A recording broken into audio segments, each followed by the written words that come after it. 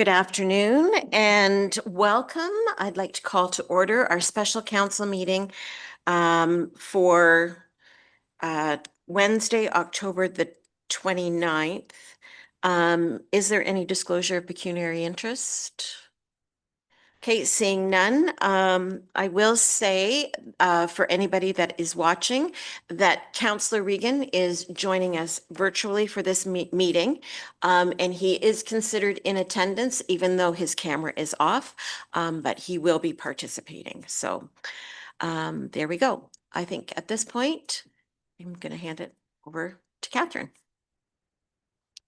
Thank you. So this afternoon, we're going to present the 2026 capital projects for discussion or presentation, or if you have questions, so we'll just carry on. So I just want to remind council of our different sources of funding. Of course, we have the two government grants that we get every year, the CCBF and the OCIF. And then the other government grants that we apply for. We look for donations if there's any, and then we have our reserves and reserve funds. And I did hand out to everybody a reserve summary that kind of gives you an idea what levels we're at currently, and if all the projects in the presentation are included, and where we land with our budget levy transfer contributions. That's where the reserve contributions come from. And then finally, you have an option for loans. So the next slide, we have a list there of all the loans that we have currently in place. The loan for the Lucan Soccer Complex will come to council next week for finalization of the funds in November. But that's the amount there. So that's what we're committed to, paying each those levels each year. And then we'll just move into the projects. So our first category is in our buildings. We have a need in the township office. So you can, if you've been in the office, you've seen there's some disrepair to the tile floor. It keeps lifting in various places. It's becoming more of a safety hazard, a trip hazard. So we're looking at having that replaced and fund that from the building reserve at an estimated cost of 30,000 to do the whole office area. I don't know if Ron had any more to add to that, but that's, I think, the gist of the project. Yeah, I think everybody on council has seen sort of the the red tape in the areas that have lifted, and we've tried numerous times to do the patches, the repairs, but the repairs are temporary, and I think it's time to fix it and fix it properly the first time. So. And we have listed there a building at the soccer complex. That's just there for more information if there's any further discussion on that, but it is something that will probably come in the future, and we have to still determine what that looks like as far as the timing and the funding for that. And I'll turn to Jeff if you want to talk about moving the coverall, the next project. Thank you, Catherine. As part of the expansion at the Lucan wastewater treatment plant, there is a coverall that covers our clarifier building. The tarp was put on, I think, about 2 years brand new, and the rafters and the stuff inside the building are still in good shape. So as it's going to come down with the expansion, the new clarifiers do not need to be covered. And this is a more of a savings on the electrical side of things when we're putting in electrical components for the clarifier building. However, we could use that storage at the Public Works building for salt, and some of the components that we're now starting to put outside would be able to be out in a cold storage type facility outside in the building. So I propose that obviously I'd bring back a report to council explaining what it is and what I'm looking at and how much that would cost to move that coverall.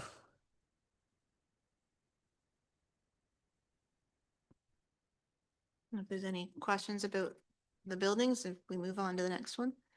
Counselor Hodgins? Thank you, Madam Mayor, through you.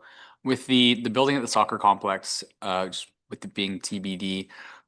So we are talking about a 2026 project though. So is there gonna be funds set aside for the design or the planning of that or the actual building itself? Or maybe just a bit more clarity on that item, please?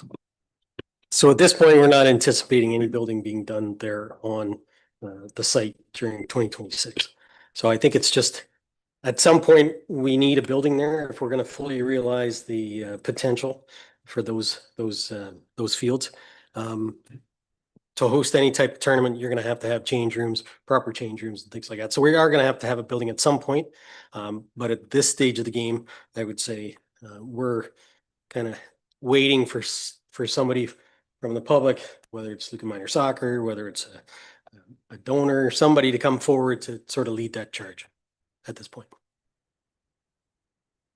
Okay, thank you. So there's not really any dollar amount set aside for 2026 at this point.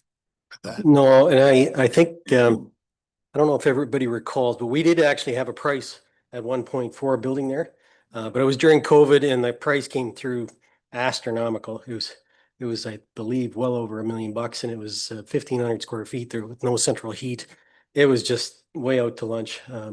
Staff didn't even bring it to council. We only received the one bid, so it's not a cheap endeavor. And certainly, I think the way the finances are right now, we've spent enough money out there. I think we're going to tread some water and see what comes first. It'd be nice if it wasn't led by council. Is my thought. I have a question, Madam Mayor, if I may. Yep, certainly. Go ahead. Thank you. So just with respect to that and just on the timing for the to be announced, I'm just wondering if we're not going to do it, have we gone out to the community before we decide if we're putting any money aside? We've gone out to soccer, we've gone out to anyone in the community with respect to buying that building or paying for that building. I'm just wondering is that in the works? Because I'm just thinking we're thinking about the soccer complex and finishing it, and I agree that you're gonna need the building. I'm not sure about waiting. How long are we going to wait before either we decide to put money aside, or if we're gonna somebody that's going to make a donation to that building or for that building?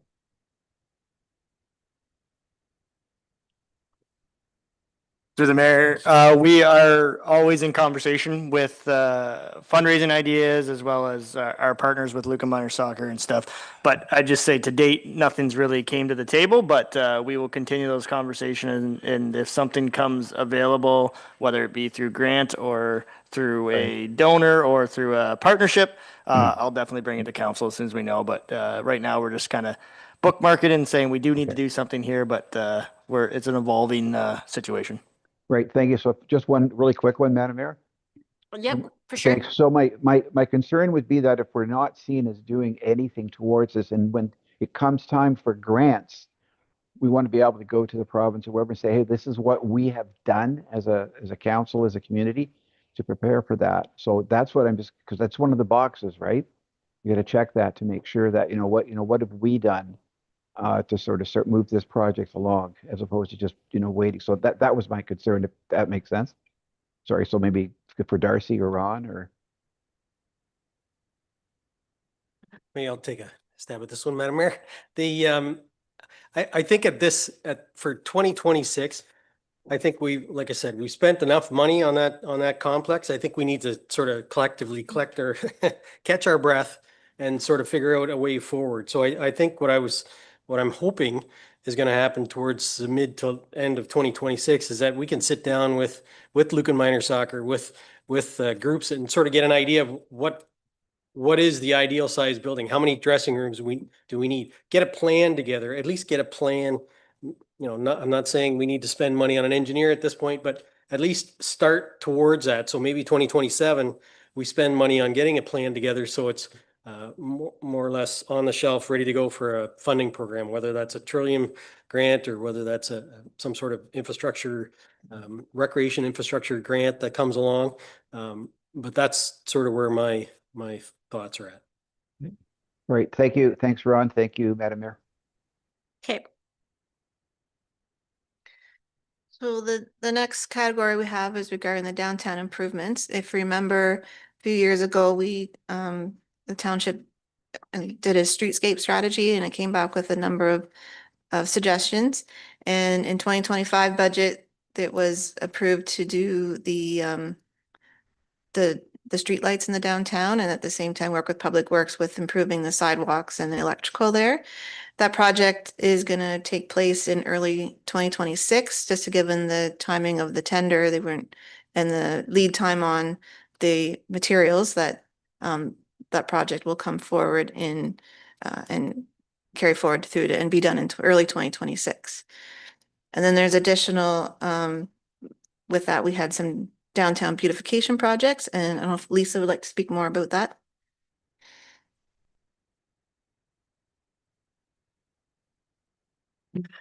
Thank you, through you, Madam Mayor. So we were going to undertake this work in 2025 for the additional downtown beautification. So as noted in the presentation, it was landscaping, new pots, some alleyway improvements, a washroom, some furniture, creating a conversation space in the municipal parking lot. We were planning on doing, but then the ROD grant came up, so we thought it'd be advantageous instead to apply for the grant. And as well, because it gives 35% of the project and then do it in 2026. Regardless of the grant, we would like to move ahead with this as planned in 25. And the only caveat a bit is, as noted in the presentation, if we don't get the grant, we would have a little bit of a shortfall. And so that's for council's discussion on that.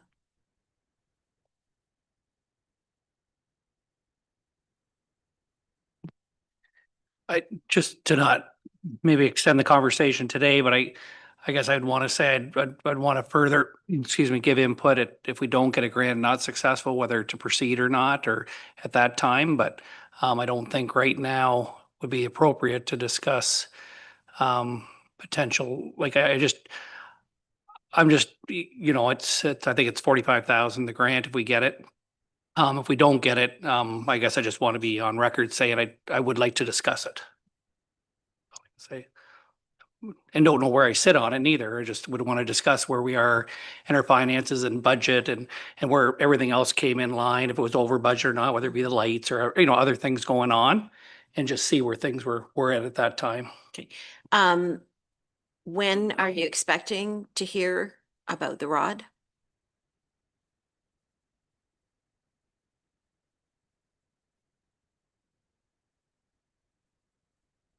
Sorry, just go ahead. It's supposed to be at the end of this fiscal, so end of December we're supposed to hear. So like I said, we were going to go ahead with this project anyway in 2025. It was kind of planned out. We've got the landscape architect do the drawings and everything like that. So then, yeah, we did hold off only because the ROD grant was coming forward. So we thought we'd try that. So the project you're thinking is about $130,000. We have 85 in there. And so then the 45 then brings you to the 130, right? Correct. So I guess that's the thing. We've got some of it. I guess my question to the deputy mayor is, you want the whole project on the discussion, for discussion, we're not successful. You want the whole project brought back to be looked at, because we've got the 85 in reserves to pay for 3/4 of it or 2/3 of it. Just to get it, just so staff has a better understanding I of guess what. when Lisa was breaking it down, it sounded like the light post was 115,000, right? It was 115,000. But those are two different projects. Well, so where I'm Okay. going with it is if that happened to cut, no, maybe she's got a firm quote and she knows it's 115 today, 100%, and we know that, or could it come in at 160, 150? I think this was the project that was discussed a couple of council meetings ago, Yep. right? Mhm. Yeah, that has gone to tender and Yes, yes. JR Through you, Madam Mayor. So JR, Public Works, right, Jeff yeah. Little actually did the tender and it came back, and so it was approved already. So that project was approved. for the light posts, everything like that. At We were, that price, Yep, at that. yep, So, yeah, everything was in that's line. all I was wondering. I wasn't at that I meeting. think know- that I was the know, meeting that you weren't but I at. did. No, I'm just saying, Yeah, like, if but you I did wanted to get go briefed on back it. and you Yep. could look at the tender and the results then. Yeah. Oh, And the other point to the second part of the whole project, I guess, in discussion, so that difference of the amount of money would be installing the washroom, a public washroom downtown in the municipal parking lot. So if council was wanting to not put the additional funds towards that project if we don't get the grant, that's that was that addition is that grant, then, we could do a portable washroom for 2026 to hold us over for more grants, do a reapplication. We also have Farm Credit Canada application and still for the washroom as well. We haven't heard back from that yet. So there's still some things kind of hanging out there right now on that section. okay, and that makes sense. Again, I guess, if it meant, if we didn't get the grant, it meant not having the public bathrooms down there and we went with the portable, I would be fine with that.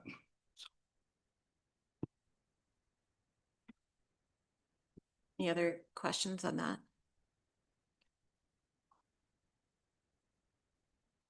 Okay, we'll move along and talk about equipment. So I'll pass it over to the directors for those areas to talk about those.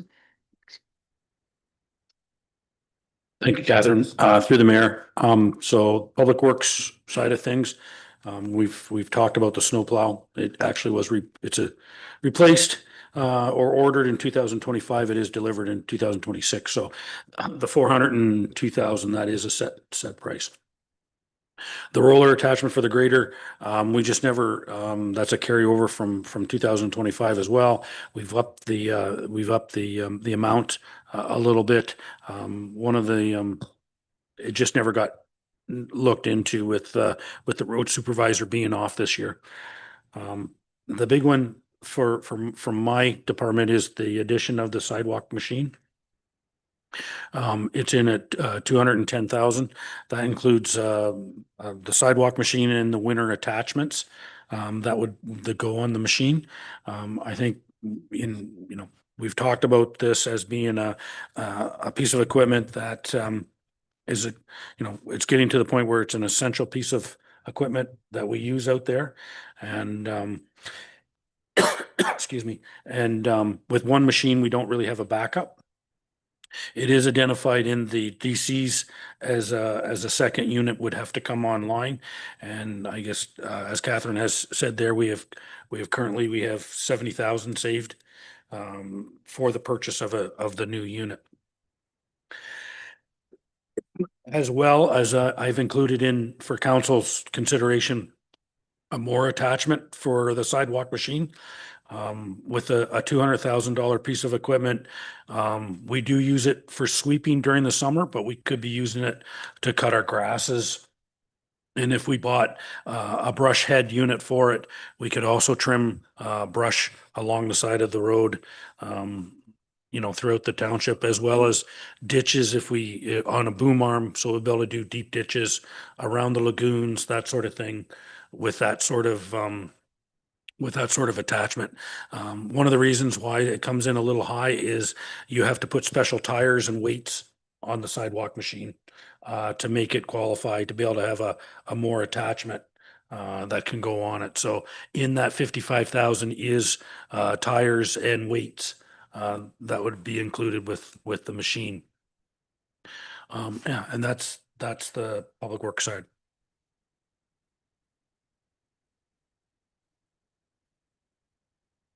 Okay, so got questions for Jeff first, or? Yeah, go ahead, I, Deputy Mayor. okay. Yeah, Jeff, just on the sidewalk, at our last meeting or the meeting before, you had a good explanation on kind of minimum maintenance standards, and I'm just wondering, last year we had a winter that we haven't had in 20 years or 15 years or 10 years, whatever. And I'm just thinking, is that a knee-jerk reaction? If we didn't have that winter last year and we had the previous 3 years, is that on there? It's just, we don't have a second Zamboni. We can fearmonger about everything. We certainly had a lot of outcry, obviously, last year because we had it break down a lot.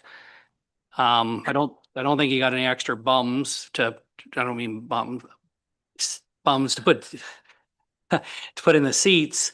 It's not like you have excess staff. So having excess equipment should concern us all. It's not like we have excess people. And it's so expensive anymore budgeting to replace this stuff, and everything else. So I kind of forget now if your thinking was you're going to extend the life of the existing one for a lot more years than you traditionally would.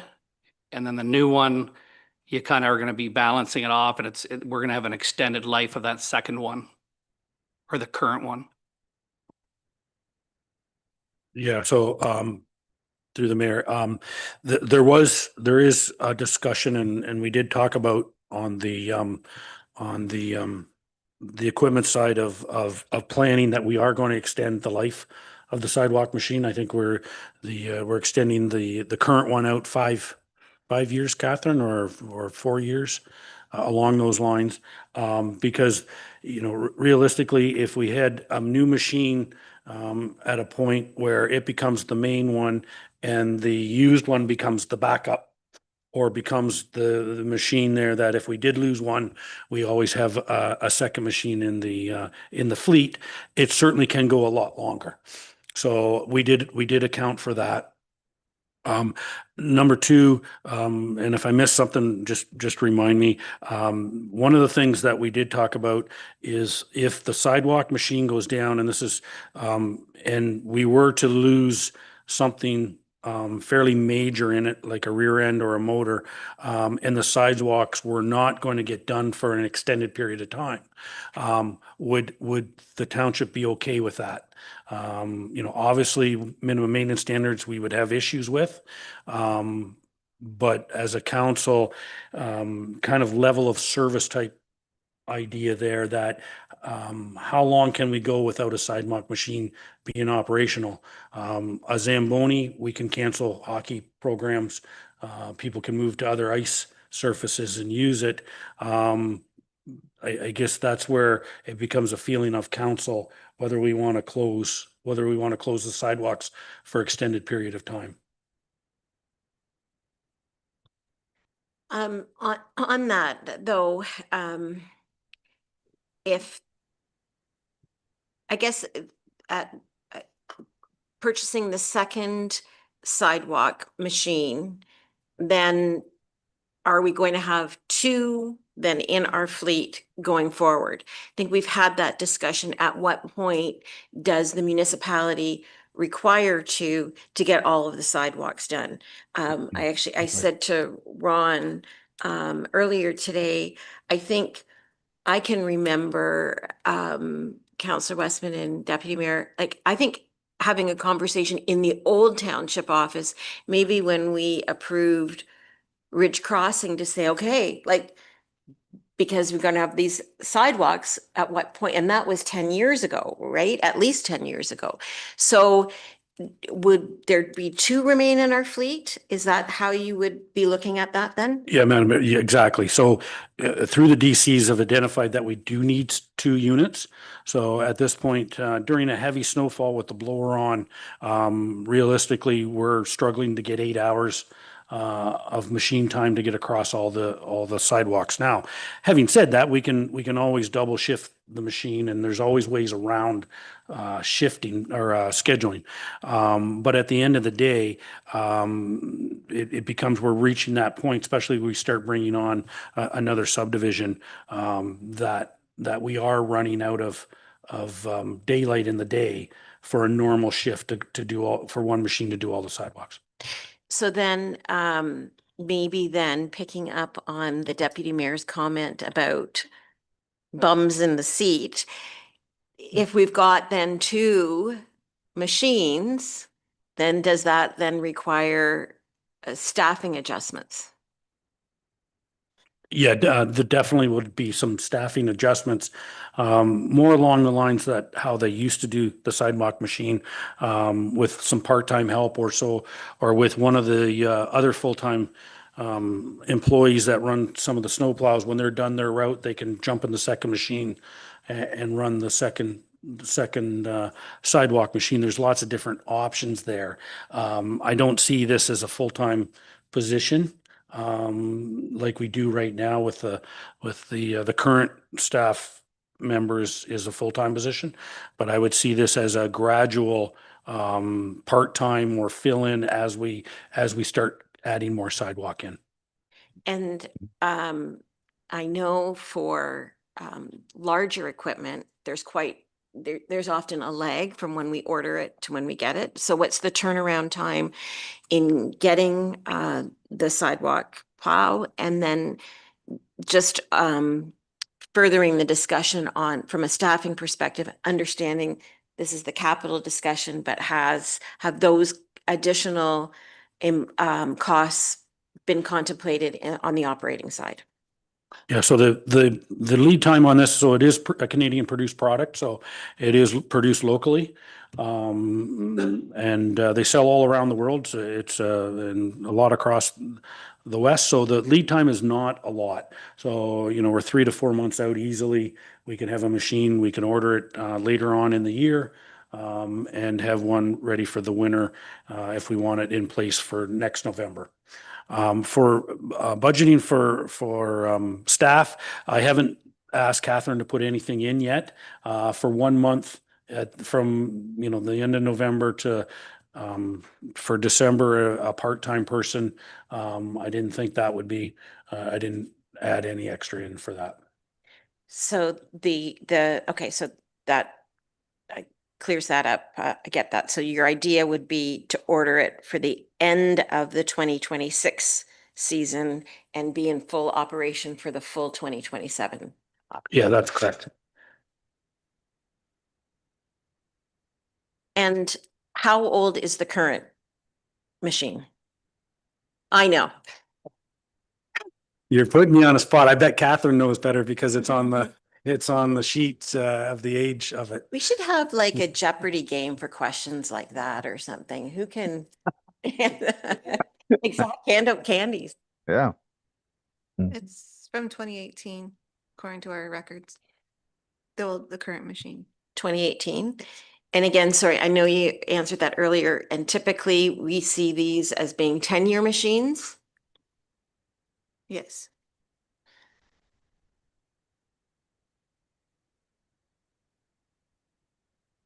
Okay.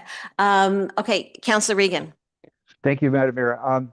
Jeff, I'm just wondering with the purchase of snowplow and the roller attachments, those sorts of things, is part of this also from part of this could be paid for through DCs, or is it just a sidewalk machine? Sorry, I missed the one part. Oh, sorry. So I'm I'm looking at the snowplow and the roller attachment and the sidewalk machine, and like the sidewalk machine is, you said, covered partially by development charges. And I'm just wondering, like, is the snowplow the same thing as well? Like, is that covered partly or could be covered by development charges for growth? Yeah, and through the mayor, no, this is an existing unit. No, the reason why the second machine is in the development charges due to growth. So no, we haven't identified any need for an extra snowplow. This is still an existing snowplow. Just to repeat. Okay, sorry, okay, thank you for that clarification. All right, appreciate that. Thank you. Thank you, Madam Mayor. Thank you, Madam Mayor, through you. I wanted to ask with the new sidewalk machine. So we plow the sidewalks here in Lucan, but then in Clandeboye and Granton, is it contracted out? And would we look at, if we have 2 units, like, is there a possibility to bring some of that in-house, or is the cost benefit there, I guess, potentially? Yeah, that would be an exact, through the mayor, that would be exactly what I would hope to be able to see if we can use this unit to assist us in some of our outer units, particularly, not that we have any issues with the current contractors, but at the same time, if we can do it in-house and take that expense and turn it into you know, what we're putting into the part-time help here. I think that's exactly you know, my goal. The hardest part there is the transportation portion of it, and whether the unit is safe to transport to Granton or to Clandy-Boy, or whether it would have to be trailered, but I haven't got that far. But my goal would be is if we had two machines, I would like to do more of it in-house. Yes. Okay, thanks for that. And no, I just think, we have assumed some subdivisions in recent months or in recent years, and we have certainly grown. So the need may potentially be there, and it is identified in the development charges, which is great. But I was going to ask about the mower attachment for the sidewalk machine, and just looking at that versus further down on the page, the cost of an actual mower, and I guess what the thought is there, and if what would this be, the sidewalk machine be used for versus a regular mower, and whether one or the other is better. Yeah, and through the merit, the mower attachment I quoted there was for a boom mower, which is a brush with a brush head on it, so it could do small brushing out in the countryside. So that if we were, in the past, we've brought a contractor in to do some of that. This machine would be able to do that, as well as it could do deep ditches where a lawnmower or a zero turn really shouldn't be going down into the bottom of the ditch. This would be on an arm on the machine, and we could do it. And it certainly would give us more options, for around like the lagoons. Right now we drive up on top of the berm with a tractor in the mower.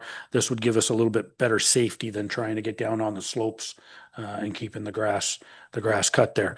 I would say that, this is again, at the time of year where I bring stuff forward so that we can talk about it. Part of this is, when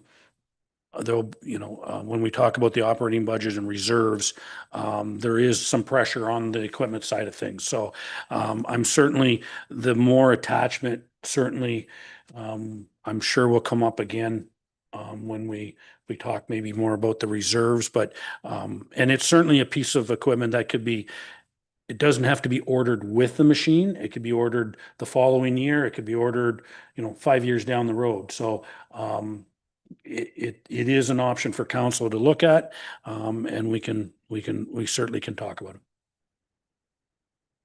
Okay, thanks for the info. Deputy Mayor?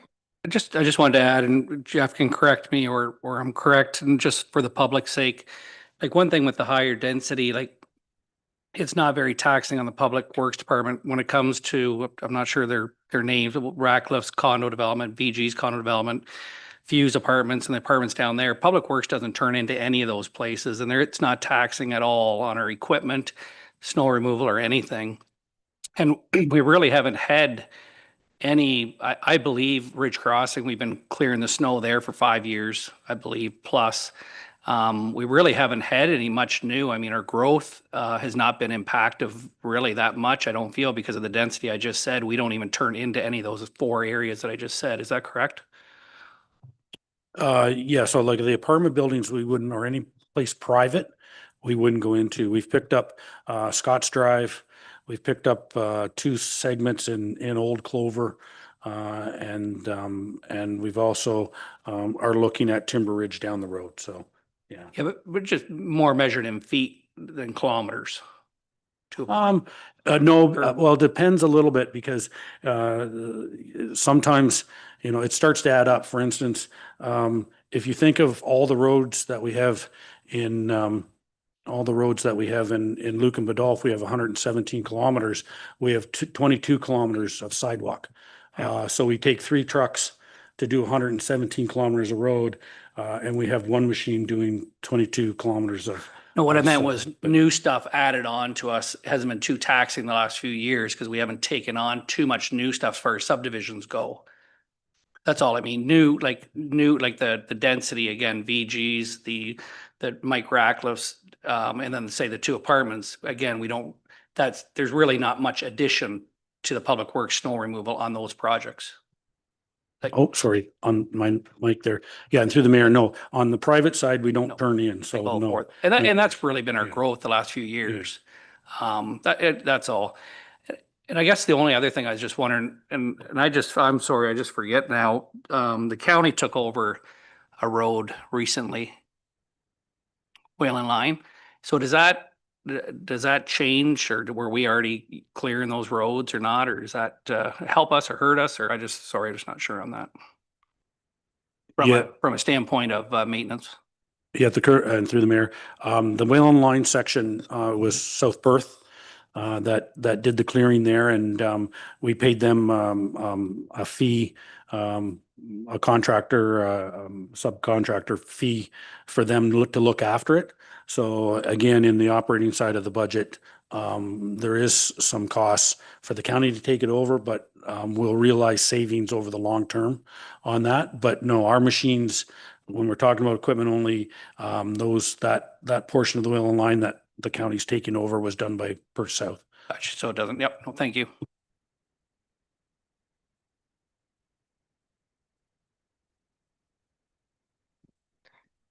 Okay, we will move on to Parks and Rec equipment.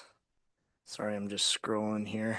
My first one is, so we have 2 zero turns that are up for their end of life, and they are in rough shape, so I'm recommending to replace them. Now I am giving 2 options. One is to go to 1 diesel zero turn.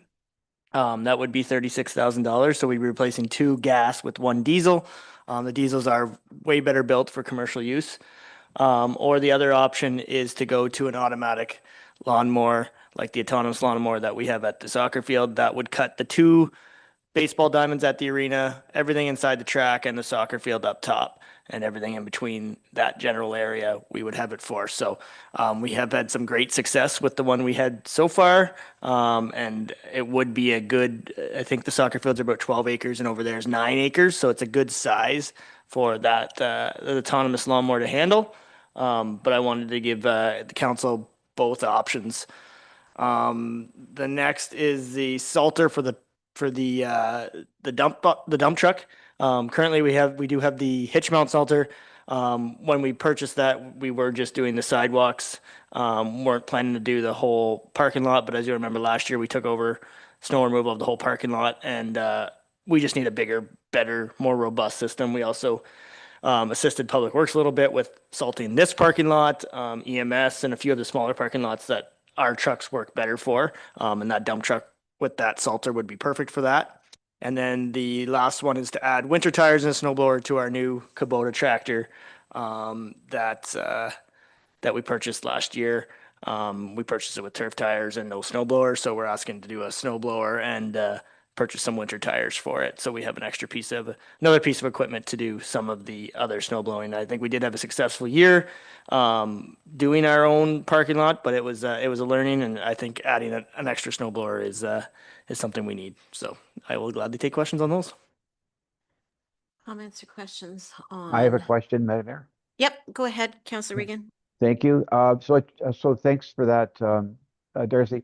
So the zero turn that we have now, the ones that are end of life, how long do they last? Is 8, 10 years? I'm just looking at, it looks like they were 6 years. 6 years. But- So, sorry, go ahead. Yeah, 6 years life expectancy, and they are at they're in shape that they need to be replaced. All right, so to replace it with just 1 diesel zero turn, what would be the life expectancy of the diesel zero turn? I think I would be more in the range of 10 to 12 years. Okay, so with just going down to the 1, we would still have availability. We have 2 going now. If we went down to 1, it wouldn't, we'd still be getting grass cut. We wouldn't be hearing about, any of the fields being done. And I guess does a diesel zero turn do a better job? I would, through the mayor, I'd say in general, the actual look of the grass is probably going to be the same, just less maintenance, and upkeep on the lawnmower. And currently just to clarify, we have 4 gas zero turns. We would be going down to 2 gas and 1 diesel. But yes, with the autonomous lawnmower doing the soccer complex, we do feel that we are good to go down, be 1 less in our fleet. Obviously, the autonomous would take out all the complaints because it can cut all night and in the rain. But I do feel like our complaints were very little this year on how much we grass cut, and we feel we could do the same amount with the 3 rather than the 4. So could I ask one more question, Madam Mayor? Yep, for Thank sure. you. So the automated lawnmower, that option, will we have to move it around all over the place? Because the one at the soccer field, we don't need to move around, right? Correct. So this one would be the same setup, but it would do the 2 baseball diamonds and the soccer field at the arena. And we take that 9 acres out of play, and then we would use the remaining 2 zero turns in our fleet to do all the little parks and take it out to Grant and then do all those kind of things. So we would be down to 2 zero turns that would do the rest, and the 2 autonomous would do the soccer complex and the facility at the arena. Gotcha. Thank you very much. Thank you, Madam Mayor. Any other? Yep. Darcy, I like the idea of the automatic autonomous lawnmower. I guess my comment on that, doing those fields. I don't know what your thoughts are on where you were talking about doing where the other 2 zero turns would go. Maybe in the future, or maybe I have to do a notice of motion, but it'd be interesting to get a request for quote on that to contract that portion out. Again, seeing the cost and replacement costs and obviously the bodies needed for that, and also them freeing up time for them, especially if you have full-time staff. So I guess I like, you're covering a lot of acreage with this second autonomous one. First one seems to have proven itself. So I guess my comment is would be to go for a quote, if not this year, next year, for the balance of the acreage to be done by contractor. Through the mayor, yeah, that's understood. Our other 2, just looking at the replacement schedule, is for 2029. So they're not far off. So we can maybe discuss it more closer to that time. But yeah. If you go the autonomous route, do you have a ballpark idea of how then that equates to savings on the operational staff side? Offhand, as far as like dollar value, it's tough because like our staff would be reutilized rather than like we're not getting rid of staff, but they'd be reutilized. But it saves, if I remember correctly, it was about 4 to 6 hours a cut over at the lawn at the arena, and we'd be cutting it twice a week. So you're reutilizing, let's say, 8 hours of time per week that we can reallocate to other jobs.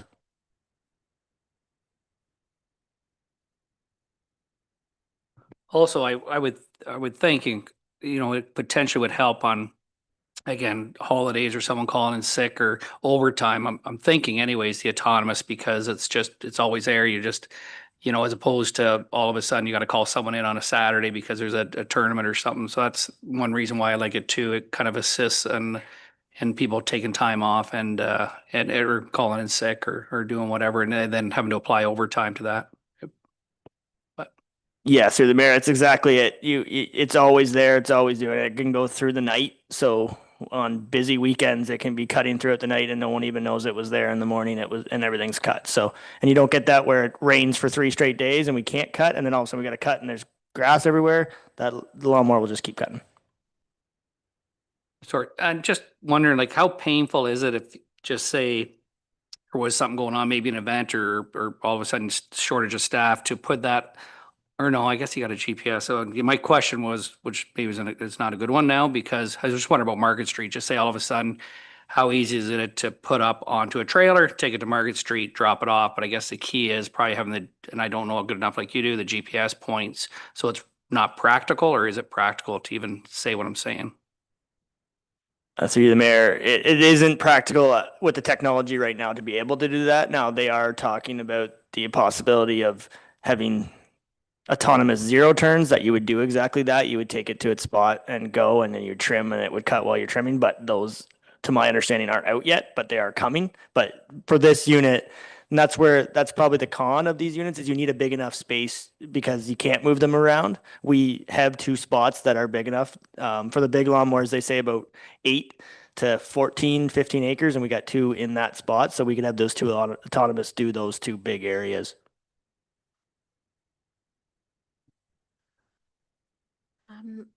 The additional winter tires and snowblower, is that so that you're doing your own complex? Did we do that last year? And was that the first year we did it ourselves? To the mayor, we did that last year, and last year was the first year we did it ourselves without a contractor. So between my staff and then Jeff's staff a bit on the weekend assisted us, but we did it all ourselves for the first year ever. Yeah. And again, I know that again, this is on the operational side, but do we know what the cost benefit of that was? Savings from doing the contract as to doing ourselves? Yeah, we definitely seen significant savings. You'll see in the budget to actual that yeah, we spent because it was done with staff time, and it's hard to tell fuel because fuel goes a little bit everywhere. But as far as the dollars spent, we saved a fair bit of money in that. Yeah.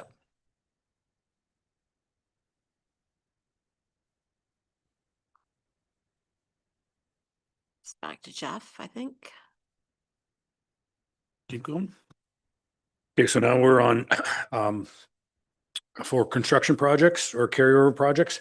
The traffic control measures, and I know council's probably disappointed that this hasn't been implemented. We're looking at some speed traffic control measures on Market Street and over by the school. I did get some quotes on some paving, just haven't got there yet. So that's a carryover 20,000. Coursey Line culvert replacement, that's a carryover project. Again, that one I want to do with the help of in-house staff, working with the contractor and with the road supervisor being off this summer. It wasn't feasible to do that project this year. The Water Street construction, we're just going to finish up with the second lift of asphalt and a couple of minor things there next year. And again, the 60,000 is a carryover from the budget that we talked about in 2025. The Nicoline Ave and paving rehabilitation, this was kind of the bubble project for 2025. My hope was that there was going to be the cul-de-sac built at the end of Kleinfeld, which didn't materialize this year. So that one will go as the first project for next year. And we're proposing to fund it with some of our funds there, some of the revenue that we get in through other sources. Scotts Drive, that one we did put out to tender. And unfortunately, due to hydro complications on moving some poles, that one has been delayed and will be retendered in the spring to be done first thing. That is a DC project. That is the upgrade on Scotts Drive is funded primarily through DCs. The Clandy-Boy stormwater control, I have it in there. I want to keep it in there, but I really want to keep applying for grants or funding on that one because to me, it's a great project for the climate change and improving our stormwater and our stormwater control. There certainly is funding available on those lines. So I want to keep that one there. But at the same time, I would come back to council with funding opportunities before that project would move forward. Main Street to Old Clover urbanization, we've really kind of we're still moving slowly on that. We're working with the MTO. We've got another meeting planned, but we're not throwing all hands on deck on that one. So we're not putting a number to council or applying any funds this year for that. I think that'll be more about meeting with the MTO and some minor consultations and some minor engineering and consulting on that project. We were talking about maybe starting some engineering there, but I think that's premature and at this point needs a lot more investigation before we move that project forward. So we're not putting any money towards that one. Sidewalk replacement. This is a topic I just wanted to bring up with council, because there is several parts in Lucan and Granton that we do not meet accessibility standards, particularly, and we've talked about this before. We did a project over on William Street where we replaced a section of the old sidewalk and brought it up to modern or to accessibility standards. Some of the areas in Lucan that are there's the sidewalk themselves are still in good shape, such as Butler Street is a prime example from Chestnut over to Oak Street. The sidewalk narrows through there, and the current sidewalk machine cannot plow snow without driving on the grass. So not that that's a reason to replace the sidewalk, but it is part of the deal there. They were always rutting it up, but at the end of the day, I think the consideration is, do we bring it up to a standard size sidewalk that we have basically throughout the rest of the area? That's a project that I bring forward. We do get those complaints and those comments about improving sidewalk when we do our budget and when we do our questionnaire that we put out to the public. That's one of the repeated items that comes through on Public Works is better sidewalk. So I put that on there just for a discussion point. If council would like more information, I certainly can bring something back to council on that. But yeah, that's the reason it's on there. Any questions on I- this? I have Yeah. a couple of Yeah. questions, Madam Mayor, if I may. For Thank sure, you. Daniel, go ahead. Thank you, Jeff. So with respect to sidewalk replacement and the need to develop a plan, I'm just wondering, and I would like to, I would like to see, and I'm just wondering, when we talk about sidewalk replacement, how do we prioritize which ones get done first? And would that be part of that plan?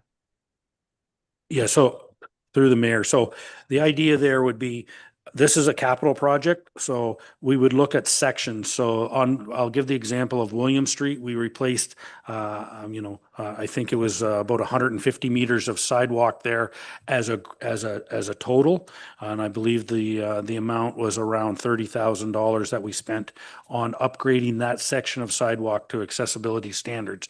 So if this was something council was interested in looking into more, I would bring back some sections that could be done. I would suggest that we would do a section, depending on the cost and depending on the appetite of doing it. We could do a half a block or a block of sidewalk and bring it up to accessibility standards. So if we thought 30,000 or 40,000 was reasonable to work away at the areas throughout the municipality, then I could bring back sections and put them on a list that needed to be upgraded.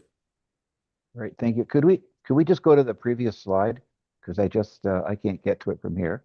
Thank you.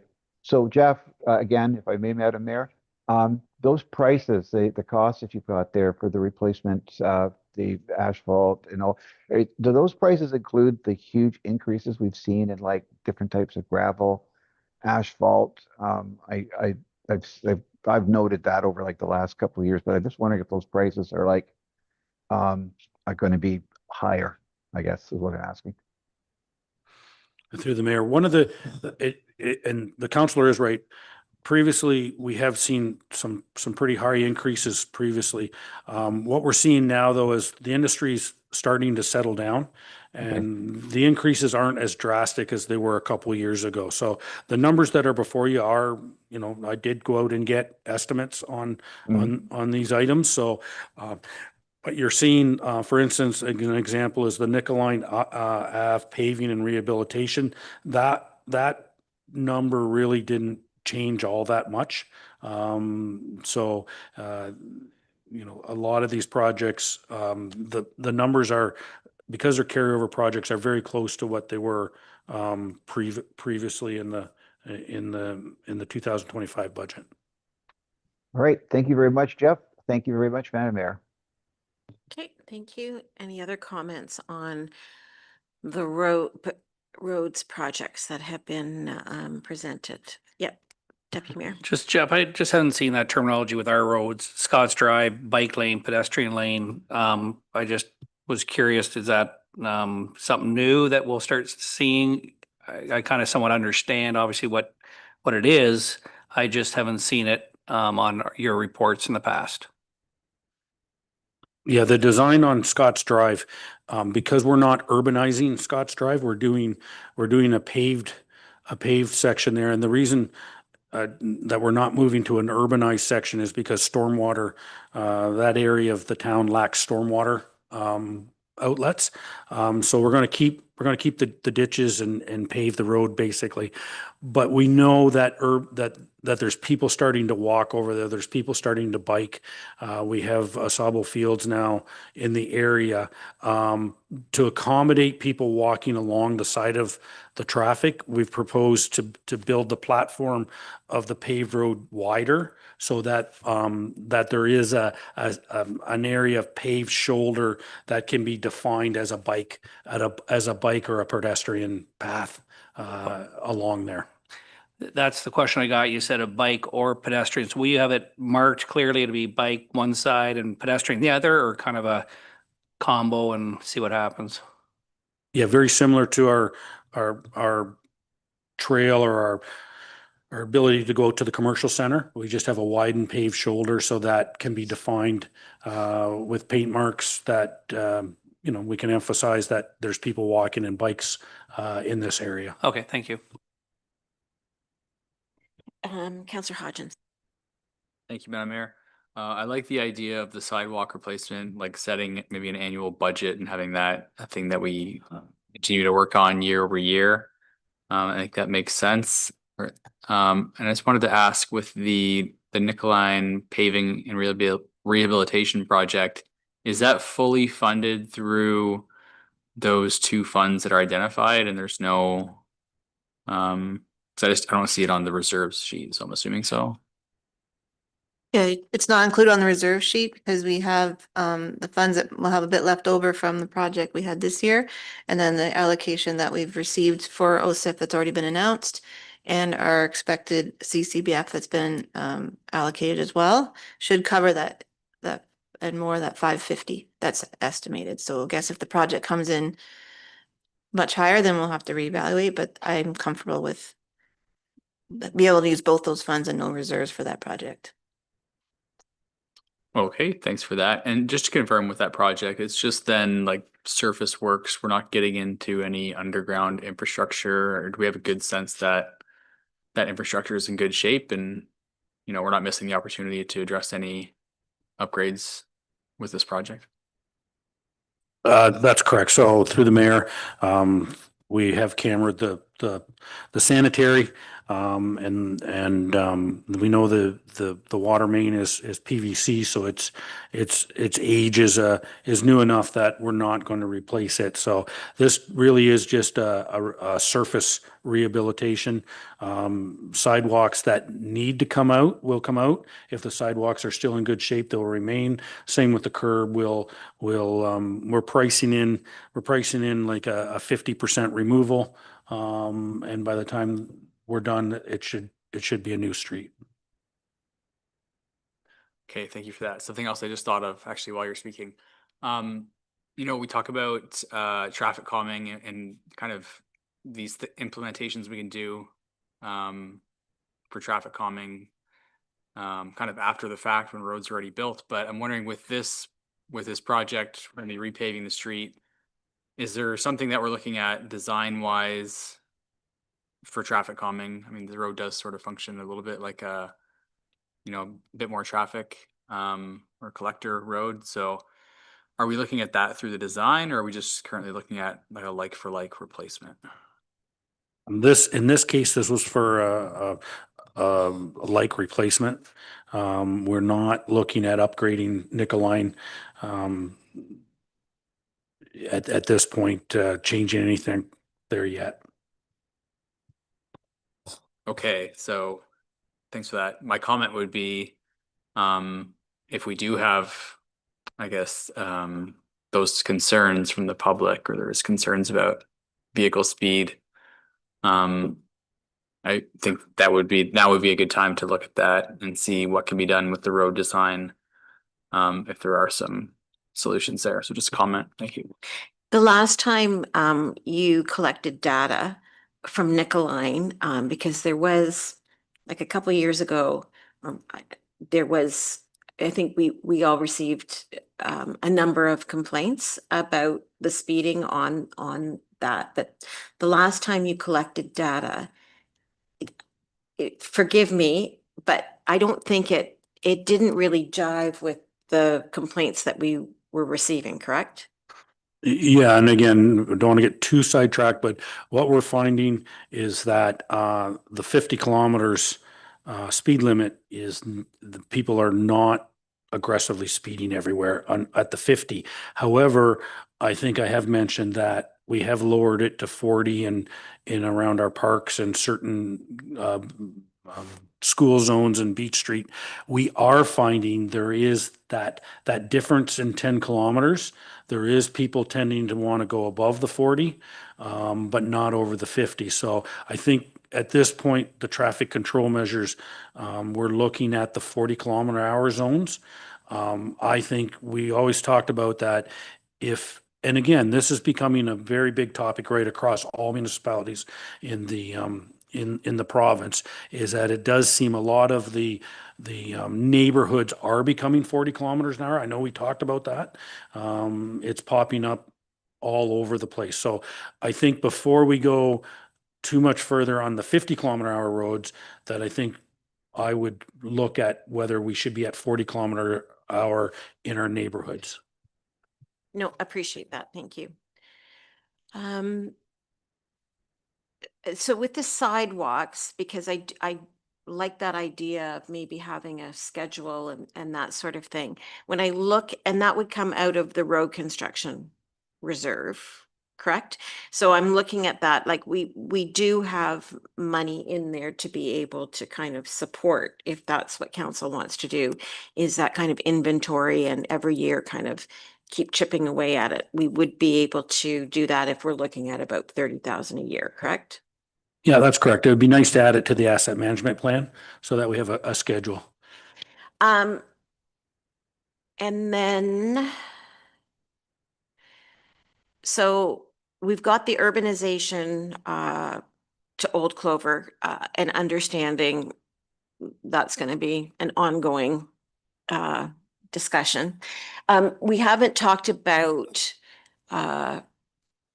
Saintsbury and by the school, and what is the plan for that section of Saintsbury to extend sidewalks and the lighting. I believe the lighting is able to go with the work that was done, but what are we thinking? What's the outlook for sidewalks?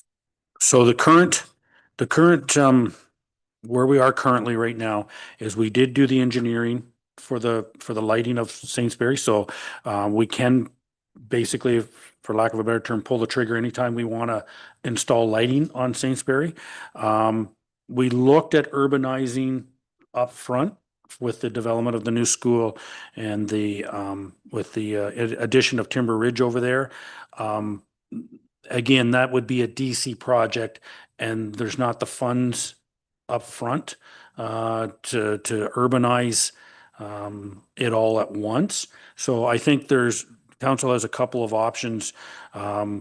Get some houses built, build the DCs, and look at urbanizing in the next couple of years, or that we use the money that we have now in the DCs and we can start piecing it together. We could add a chunk of sidewalk, we could add the lights, we can add chunks of the project as we go. That sounds, how would I put this? Inefficient, but at the same time, we can plan this out. For instance, the storm that was installed up there, we've put in place the runs to add curb and gutter at any time. We don't have to rip the road back up. So we are thinking ahead so that if at some point we see houses being built there and we do want to urbanize, we are starting to put pieces of the pie all together. So right now, I'm not planning, I didn't bring anything forward for Saintsbury because I think we want to see what's going to take place in the next year or two. But at the same time, lights are ready. We do have the engineering done, and we can start looking at urbanizing at any time. And the sidewalks are already contemplated in the DCs, right? Like, so I build a house, you're gonna collect my DCs. 100%, 100%. So the urbanization would be full-fledged storm, curb, sidewalk, and street lighting.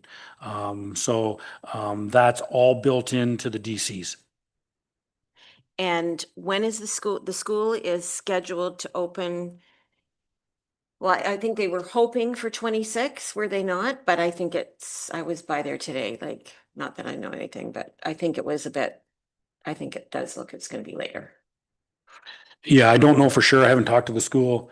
They were hoping to be started a few months prior to what they ever got started. So I'm not sure there's the urgency right now. So I think it's I think their timeline has been And part of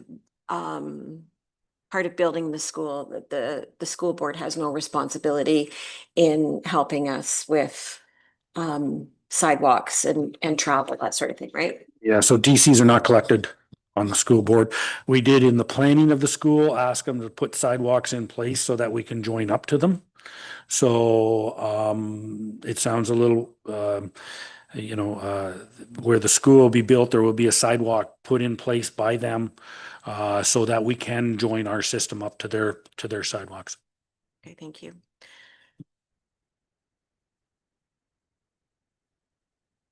It still says completion September 26 on the site, but on the website, but I don't think that's realistic.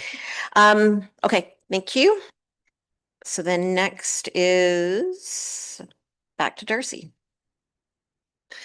Okay, so the first project is the Granton Ballpark. This one has been on for a couple years now. It's converting the existing infield to red clay. My plan would be to apply for the Jays Care Fund again. There may be some extra funding there with the success of this year's team. I don't know, but we'll apply again and try. But my recommendation to council is that we go with that project whether we get the funding or not. So. That's the first project. And then the second one is signs. We did the same thing this year for $20,000 in signs. You will see some signs popping up here shortly. There has been a few installed, but we are going to be installing a bunch in the next 2 or 3 weeks. But these ones will be very much more leaning towards 911 signs, nearest AED signs, park rural signs that insurance has recommended. So there'll be a little bit of more of that in 2026. I do feel like we said last year we put 20,000. This year we put 20,000. I think we'll be fairly caught up, if not fully caught up by the end of this year with signage. The second one is the arena expansion, second ice pad design. So we would hire a consultant to do some public consultation, bring ICE user groups together, as well as other user groups at the community center, and some open public survey and an open house. And then what we would see out of this is a schematic design, what it would look like, things we could incorporate, as well as a cost estimate, and a 3D drawing of what it would look like. So we have something physical at the end of the day when it's done. The next one is the digital sign of the community center. You guys remember my council report from last year as we had a conversation about the future of it. Obviously, it's not working right now.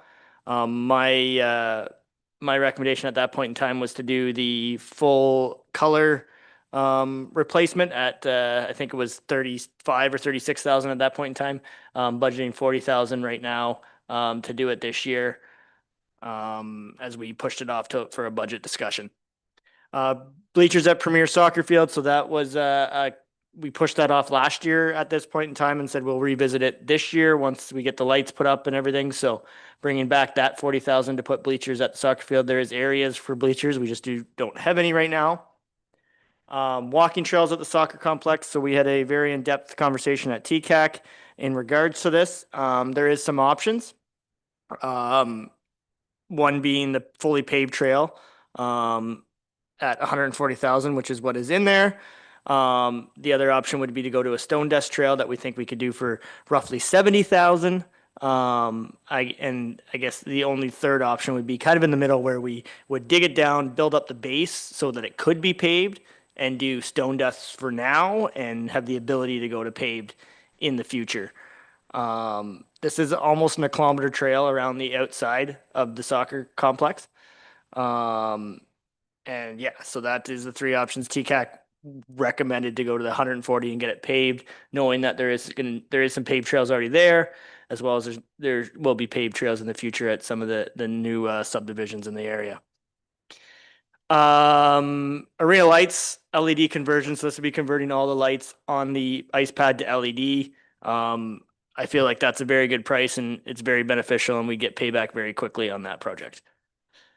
Window film. So this would be window film that would go across the multi-purpose hall. It would block the light from coming in for presentations, as we always have that issue, as well as privacy concerns at certain functions that people don't want everybody seeing them like in a fishbowl.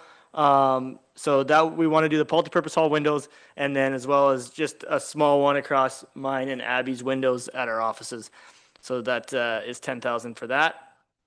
The next project is the portable stage, as well as converting the existing stage area to storage. We're finding we are at a lack of storage in that facility with all the tables, as well as all the programs, the volleyball nets, the basketball nets, the basketballs, the seniors programming. I did bring this up at PRAC. It was discussed both options. Some preferred the stage where it is and not to move it. Some really seen the benefit of doing the storage and getting a portable stage where you could set it up in different areas. So it was a very good discussion. So I'm bringing the option to council. So the portable stage would be 32,000, and it'd be 10,000 to convert the existing area to a double door storage area. And the portable stage would be able to move. It would be able to go outside. It would be able to go in the multi-purpose hall if there was a function there that needed a small stage. So it's just a 4x4 pieces that you put together, so you can do it big or small. So that would be those options. Next one is the community center ball diamond heritage field dugouts. So this is just to put cement into the heritage field dugouts. Right now we get some pretty big flooding issues that we've tried to take care of with drains and converting the water or changing them where the water goes, but it still floods out in that area. So this was a request of a lot of the ball users, if we could look at doing the concrete like we have in the Lions field. So that's that number.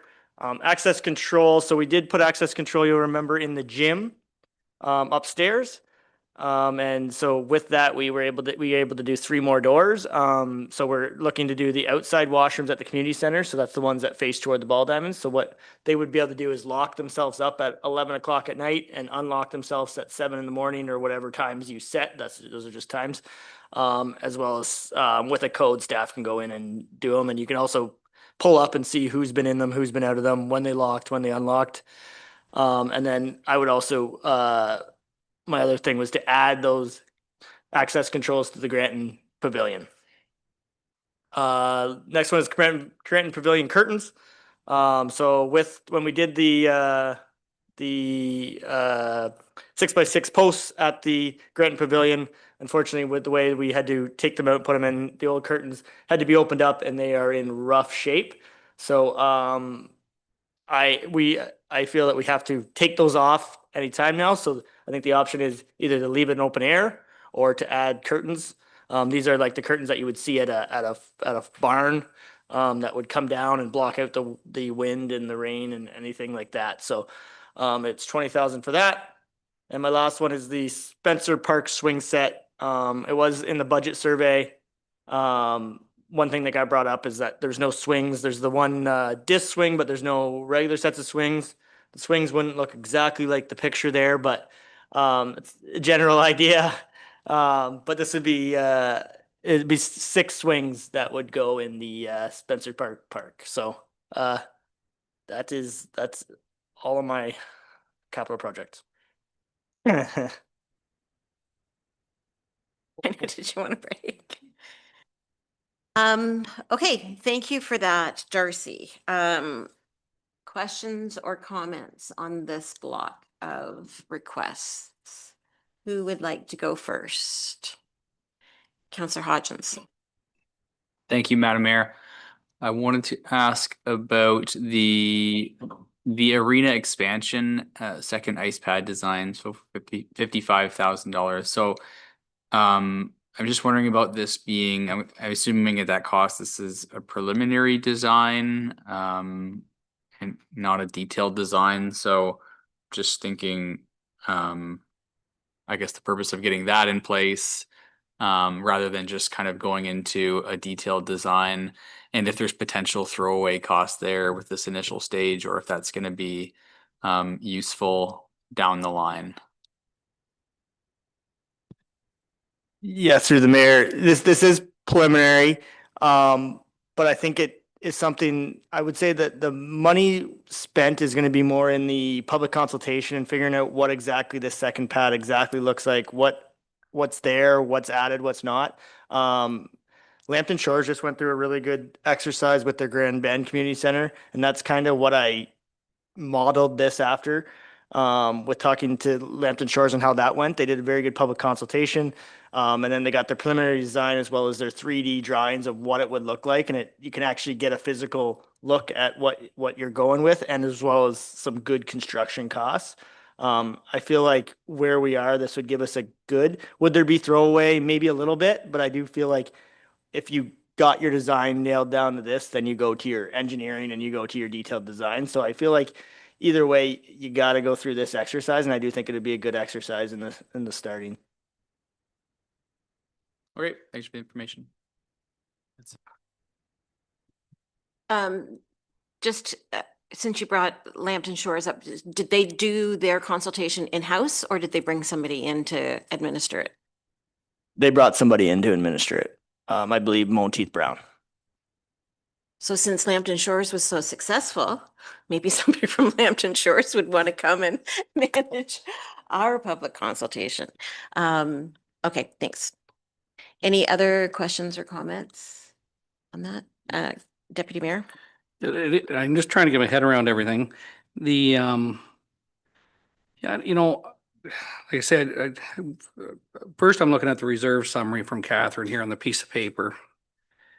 And it just, when you look at our balances and expenses, and again, like I think we said this last year, they're all great, they're all good projects. They're all, none of them to be removed. I wouldn't say, well, one I will talk to. But it's just seems like, if we did this on every balance across that top sheet, we'd be in tough shape. If we decided to deplete every reserve down to 53 grand, it's just not. I can't get my head around it. I just can't for a small community. I'll go through some comments. I mean, the walking trail, we want to. It's a lot of money to pay. Maybe, we got prepaid sidewalks not too far away. Do we, is that something we hold off on? Then we want to spend 40 grand for people to sit. I don't know about both of them at the same time. Seems like a lot of money in that one spot all in 1 year. Digital sign out front, I almost regret bringing it up. It wasn't used. I brought it up to either plug it in or decommission it. That's how I brought it up at council. Not to spend 40, not to replace it. I just think with us having a digital sign here, with us having information by the post office, and inside, I think at the arena, there might be a TV screen or an information board, might be, I'm not sure. So I don't know. I do got to think more about my comments or my input on the ask, but certainly the digital sign, maybe the walking trail, again, not to not have it. Just again, I think we got to look at our reserves and go across the top. Catherine, can you comment? Again, I'm just trying to, like the 2016 capital projects, the 434,000 that you have listed there. Is that arrow going up? Does that total that then? Yes. Like everything Darcy just talked about was 434,000? That's correct. And then Hold on, just 1 second. The ice pad design and the film come out of the building reserve. Yes. But then, but the, Right. okay, but the 434, that's not included encompassed with what you just said? Yeah, like so then on Yeah. top of the 434 is the 55 and the 10. But that's somewhere else. But that's Yep. out of a yeah. different reserve. I know, That- I just wanted to make that clear that, Yeah. yeah, And in then- that list, it's Yeah. coming out of two reserves. And then the 271,630 additional commitments, what's that? That's the two loans for the soccer complex and the pool renovation. Right. So, yep, got Bill it. Dots were committed to that amount every year for 25 years. Yeah, so next year already, we're gonna owe 271,630 and we're sitting at 53. Am I reading that right? Yeah, and that comes from if you, on our operating side, or we put in a request, if all these projects go ahead, to have a $550,000 contribution from this year's tax levy to support all these projects. And then have a $50,000 amount in there for a condenser if that goes. So we have to have money set aside for that. That's where that comes from. If you don't do that, if you don't do those projects, then you could reduce the amount of tax levy that you need to support those. And then, but right now we're at a break-even position, so to speak. If you go ahead with all that and you have to have the tax levy. So depending on what you decide with the projects, and that could affect how much levy reserve you want to put into it. We also have an option, with information will come forward with, the surplus that we would get, or the net funds we have for when we sold the 3 lots on the industrial park.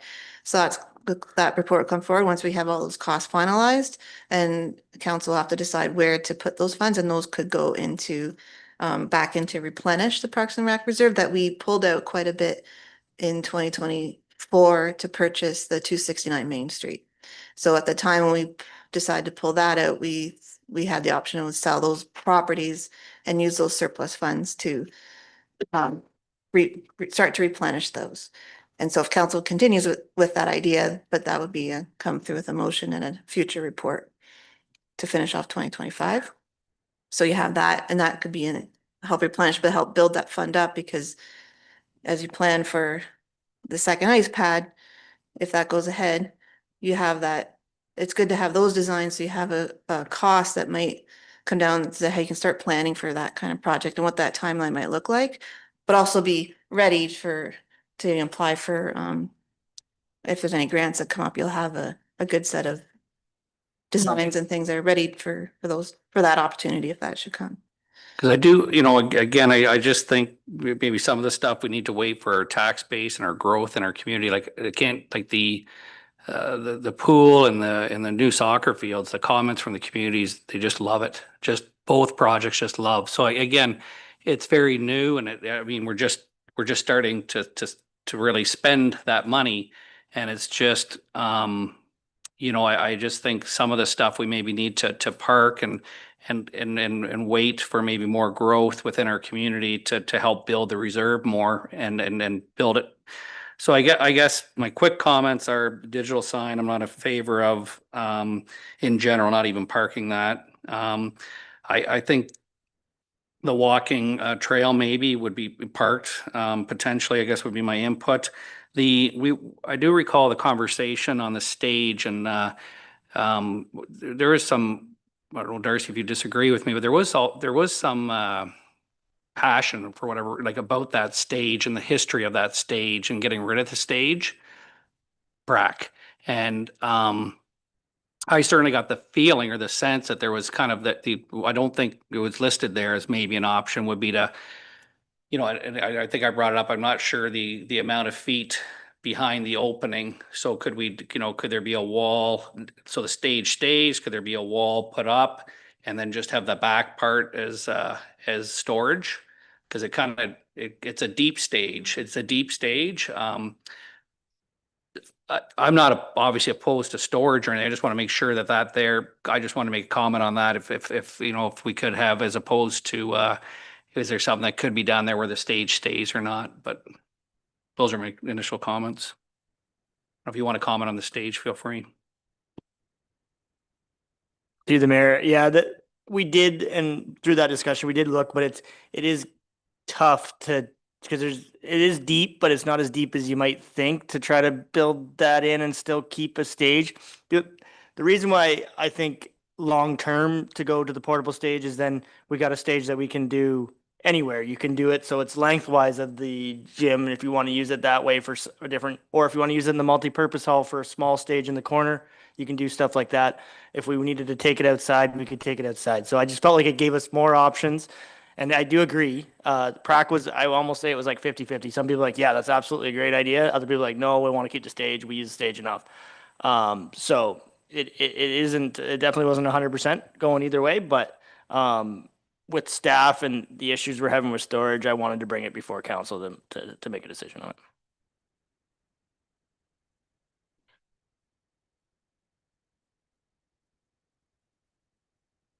Councillor Regan, did you have any comment before I make some comments?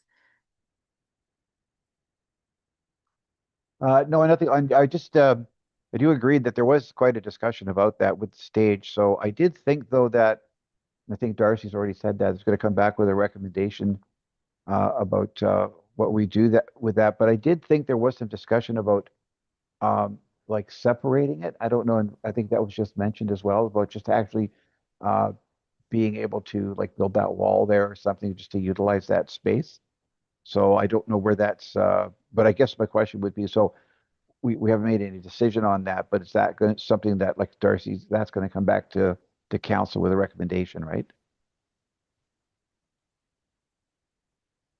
Through the mayor, I think with this report, like I kind of looked at both options. I think staff recommendation would be to go to just the portable stage and close that whole area in, just because it's hard to keep up and then build the floor off of that. And the way the floor is built, it doesn't really like the stage because it pulls out further than what it normally is. The floor is not really built to have a wall and so my recommendation is not if staff, if the will of council is that we want staff to relook at it again to see if we can do something to keep part of that stage, I'm glad to do it. But my recommendation right now is to look at just converting the whole thing to storage. All right, thank you. And if I may, Madam Mayor, that just on that digital sign, the conversation that we had was basically we either is to get it fixed or get it decommissioned. I remember when the price came back, it was kind of a bit of a sticker shock. But I mean, if we don't, we already have signs and we already have information that's posted at our office, and we also have inside the building on the TV screens, lots of information in there. So I mean, if that sign is something that we don't reactivate that, then I wouldn't have a problem with that. Thank you. Okay, thank you. Yes, as much as it pains me since I was involved in the digital sign project, I don't think we need to replace it at this stage. It's not one of those items that I receive comments about, and so I won't belabor that one. Okay, we haven't talked about the curtains in the Granton Park. How often, Darcy, like you said, you pulled them down and they were in rough shape. So when was the last time they were actually used? We don't have curtains in any of the other pavilions. Is it something that our users are saying, I'm missing the curtains? I did hear, so the curtains were still usable. They're just ripped and when we did have to pull them out to pull them away, they were in rough shape. They do get used. I know they did get used for sure. The one big event we had, because we went out to make sure that they weren't going to fall down or anything. And yeah, so they do get used. I have heard from a few renters that say, I really hope those are fixed before our next rental. So I do think people are passionate about those curtains, and that's why I brought them. I do agree that it is a pavilion and you're renting a pavilion, and there is the weather that you might have to avoid. But yeah, I do think there is enough passion for the curtains that I thought it should be brought before council.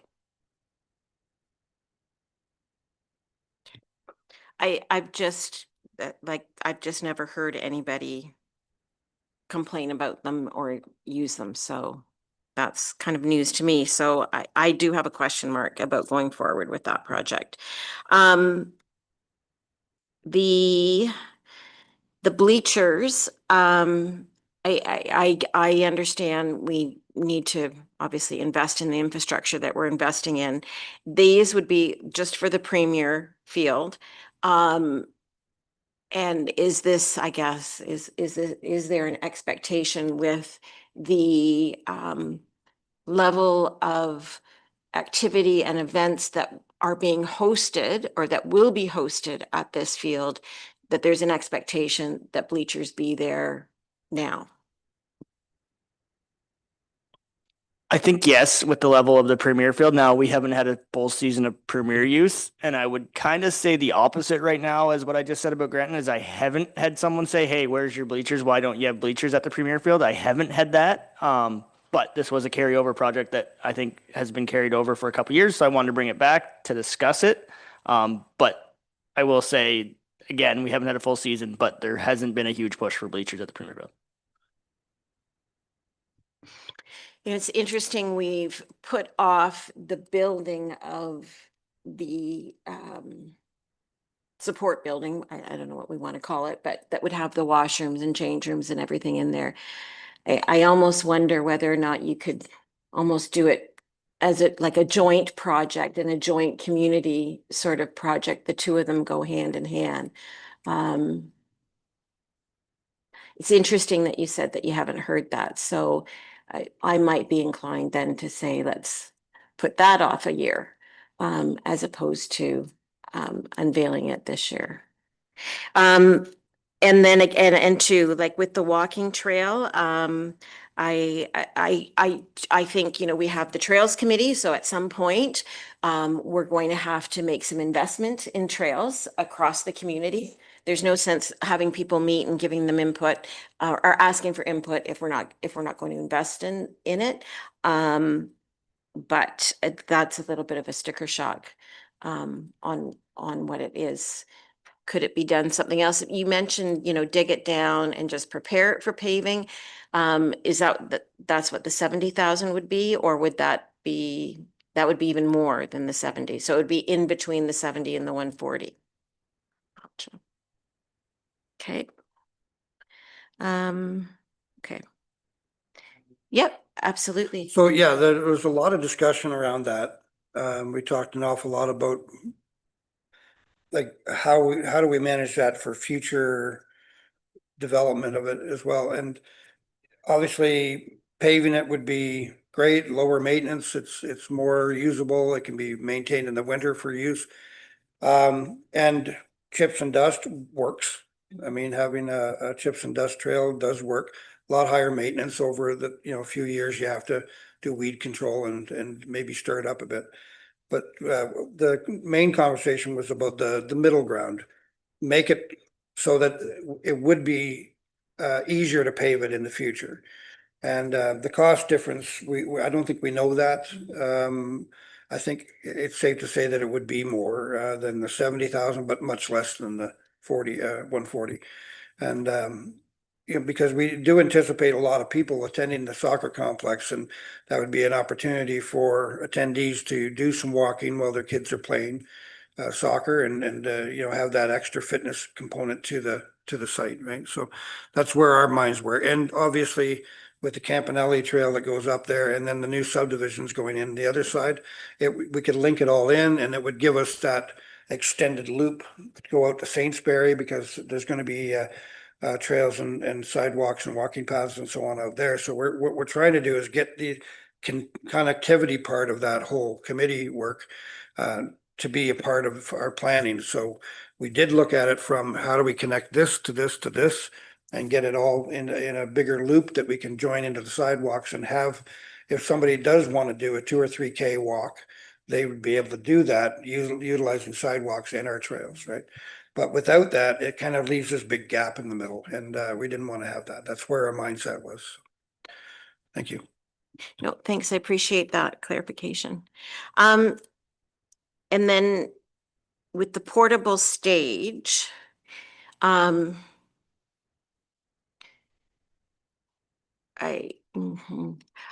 appreciate the storage conundrum that you're in. Absolutely.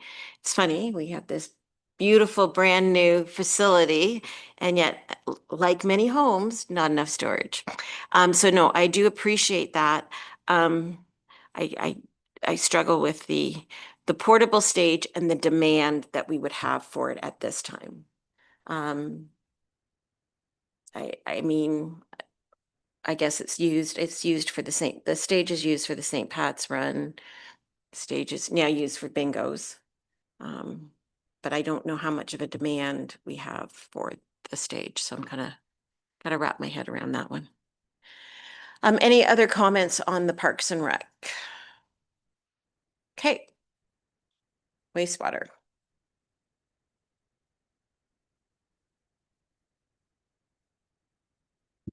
Sorry about that, Madam Mayor. Better get my microphone on. So obviously the big one is the Lucan wastewater treatment upgrade and expansion. So the tender will be going out shortly in December 2025. And then we will hopefully we will be awarding it in the early March 2026. We did get funding for that project. Part of that project that we applied for was the main trunk line from Campanelli to Kent Street. This is the sanitary line that probably takes 95% of the sanitary flow in the town of Lucan, the village of Lucan or town of Lucan. So that project is also part of the funding. So we're working with Dylan on that project. The computer upgrades, we have identified that we need to update our computers and our PLCs in both our wastewater treatment plant and our Chestnut pumping station. The good news there is that is included in the expansion project. So that's something that has been on our list to get done. It'll also be done under the expansion project. The total grant that we have there is listed at 17.6 million, and our total project cost estimate is around 25 million. I just will, if it's all right with everyone, I'm just switching. Here we go. I do have a little bit of information, and this memo will go to council. BM Ross is coming to council on November the 17th, and they will be here to discuss and answer questions on the timelines and the expansion itself. But I do have an updated memo from BM Ross, which will be distributed. Just bear with me for a second here. There it is. So we're looking at an updated cost on the expansion from BM Ross. Just going down to the end here. It is estimated that the expansion would be at $17,200,000. A portion of the BM Ross's fee to run that project will be in the neighborhood of $1.2 million. That's based on a 7% approximate 7% cost estimate that BM Ross has put there. So if you look at the 17.2 million and you add in the trunk main and the cost of BM Ross, that's where we're starting to push up towards the 25 million. So I just kind of wanted to give a very overview of what is coming down the line on the expansion project. And council will be given that memo shortly. I just received that actually today. So that'll be coming. Further information on any more capital on the wastewater, there shouldn't be too much considering how big those two items are. We are going to move forward, or I would like to move forward, I should say. I would like to move forward with the sanitary main modeling and master study for the sanitary system in Lucan. We talked about this project about 3 or 4 years ago, and we talked about the west side because we wanted to figure out how we were going to expand the wastewater system to the west side. Having seen the inquiries around the entire town, I've actually opened it up so that the sanitary modeling should be done for the entire village. We know there's inquiries to the south and to the southeast. Right now, the whole entire town, it works as a large grid where we have material flowing south, then west, and then back to the north. So I think if we were going to do a master study, we want to do the entire town. So I did reach out to a number of people and asked for some guidance. I actually talked about what should be included in a master study for the sanitary system. So I have looked into it a little bit. I did put a budgetary number in there of 150,000. This would include updating the modeling as well as giving us options for the future on how we expand the system to meet the new OP that was just brought in. So, and we'll also look at land, and we'll look at growth past the current OP as well, so that we have a really good understanding of how this system's all going to play out. So that's in the master, that's in the sanitary side. On the water side, it's pretty straightforward. We're still looking at computer upgrades at the booster station and future projects. The water tower is probably the big one on my list to try and nail down in the asset management plan. And we also know that at some point in the future, there'll be a water replacement program coming. We just haven't got those in the asset management plan yet. So really not a lot in the water side for capital coming up. The big project obviously is the expansion. Okay, thanks, Jeff. Questions or comments on the water or wastewater? Councillor Hodgins. Thank you, Madam Mayor. Through you, respect to that sanitary main modeling and master study project. Can you just explain, Jeff? Because I know we did that. It was 2021 Urban Municipal Servicing Master Plan, and that sort of looked at some infrastructure capacity. And I thought that included sanitary as well. So can you just explain the difference of this new study versus the one that was done just a few years ago? Please. Yep. Oh, anyways, yeah, Madam Mayor, that so when we did the 2021, we updated our modeling through the existing system. So we were looking at flows, where our capacities were in the existing main. So we have a really good idea what we're dealing with in 2021 and 2022. The goal behind updating the modeling and the master study this time is to find out where the new, one are the options of upgrading the sanitary lines, really what we're going to be doing, or do we need to put in new pumping stations? Do we need new bypasses around the town? It's more about what the future lines are going to look like. So that's really what this one's about. So the one in 2021 was the current lines and the capacity and updating the modeling. This one's about what the future and what the options are of expanding the sanitary system. Okay, thanks for clarifying.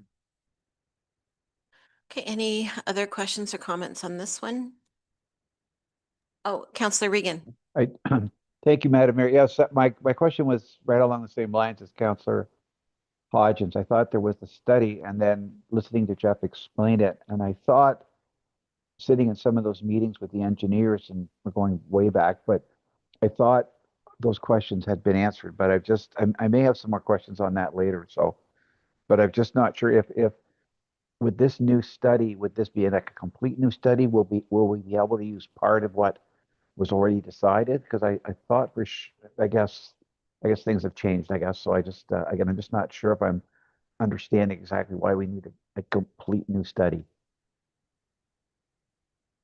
And so maybe I'm not explaining it quite right. So the town, we do have a modeling so that if a developer or somebody wants to build something on the current system, we can actually determine the capacity of the lines in the ground, the mains in the ground. So we know, for instance, the main trunk line, that we're replacing under the expansion program will be at 110% when we build out the rest of the lands that are going to be able to go into it. So we know we will have 10% over capacity in that line.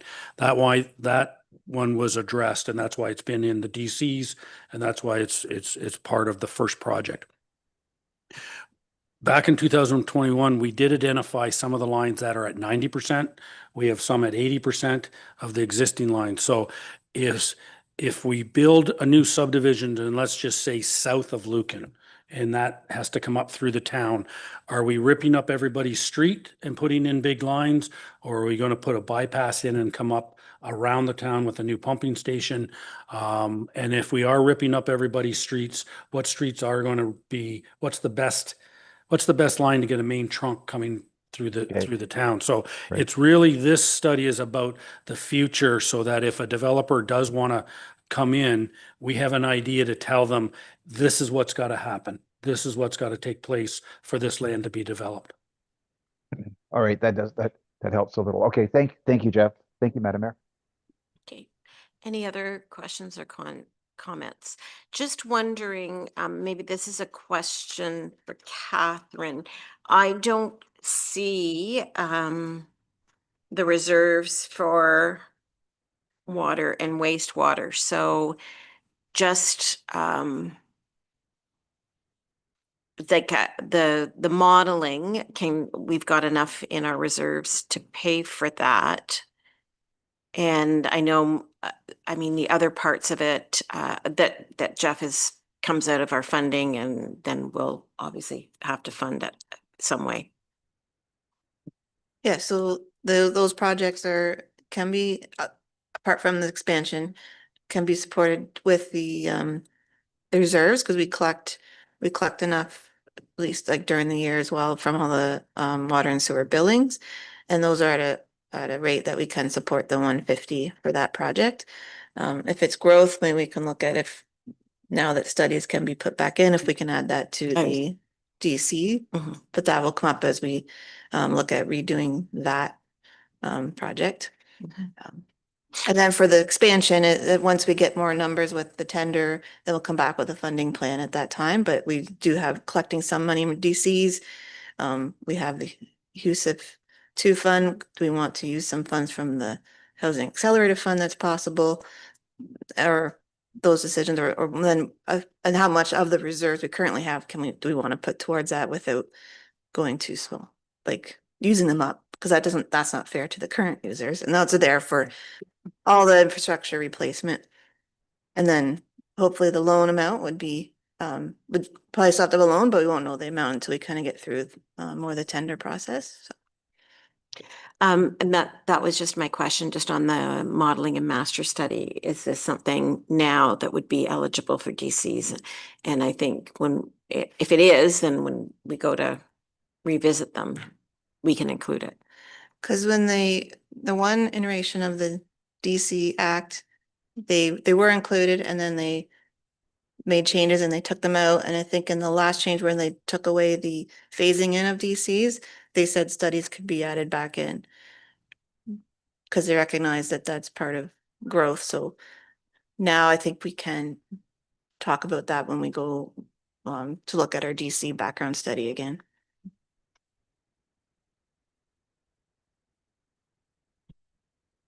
Okay, any other comments on that? Nope.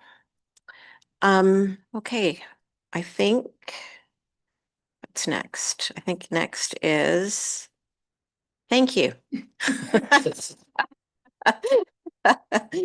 Okay, next steps. So now we presented all the information to you. We received many comments. So now we'll incorporate some of those and bring it back a list when we talk about the final budget for consideration at that time. So once we get through operating and talk about capital. So if you have any other comments, then please bring them forward or save them for when we go through that list before final approval, when we do the whole budget. Yeah, okay, yeah.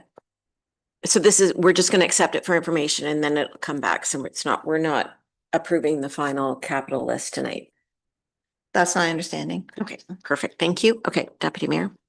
And just wanted to clarify that on your sheet of paper here, the 2026 transfers in from budget proposed.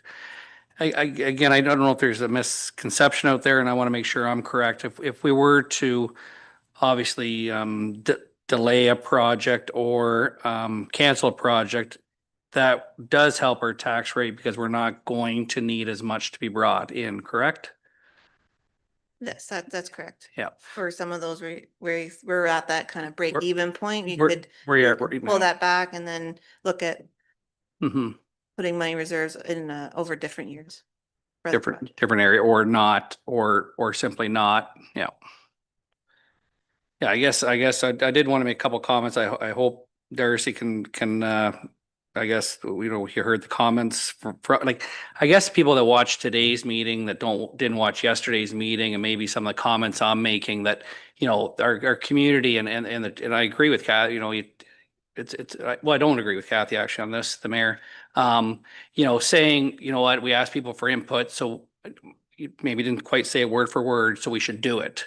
You know, we're at 11% tax, or we should consider it, or I don't know, I'd have to go back, replay the tape, whatever you said, like, you know, we gotta take people's input, you know, we have a committee, and whether that be the consultant for streetscape or whatever, and I have a different view on that, as a council member, we're seeing stuff for the first time, we're seeing expenses for the first time, and that's when the decision is, to me, to be made.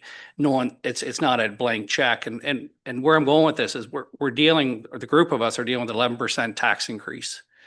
So when people say, oh, you know, why not 12%? Sorry, I just got corrected. So 12% tax increase. So people that are sitting there going, well, what, you know, what's the big deal about the bleachers? What's the big deal about the sign? What's the big deal about that?